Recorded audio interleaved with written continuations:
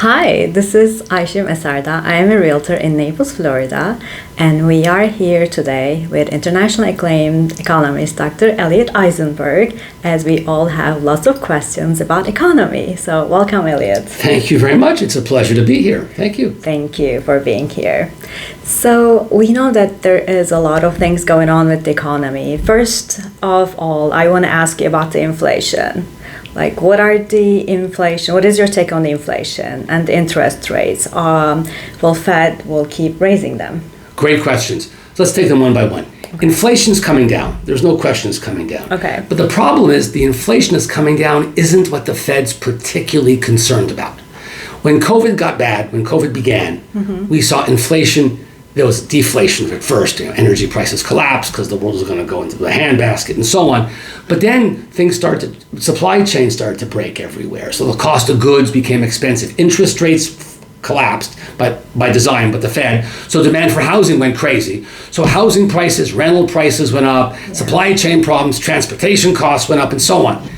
Those costs are now beginning to reverse. Okay. Transportation costs are coming down, the cost of goods is coming down, food and energy prices are coming down, and so on. And home prices we're seeing now month to month starting to decline in some places. I see. So the Fed says, wow, that's good news, but the Fed says, doesn't really matter.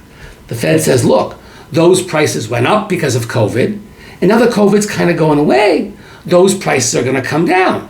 So we can't take credit for them, and those are just an artifact of COVID, if you will. Gotcha. We care about all the other inflation that's going on. Think of wage inflation and services inflation, the cost of going to a restaurant, getting a pedicure, going to a movie, seeing a basketball game, and so on. Those costs are still going up. Yes. And the Fed says, they're beginning to come down, they're coming down, but not coming down nearly as fast as overall inflation. Because overall inflation is being driven by the decline in energy prices and transportation prices and petroleum prices and so on. So the Fed says, we're making progress, but we still have more to go. That's why the Fed recently raised rates.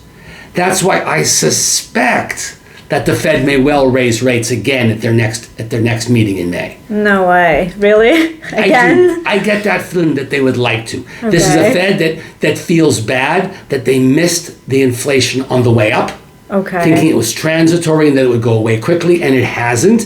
And once burned, twice shy. And now they're saying, well, we're going to put the pedal to the metal and make sure inflation goes away. We may do too much rate hiking, but it will go away. So inflation is coming down, but not fast enough, and not in the specific areas where the Fed's most concerned about fast enough.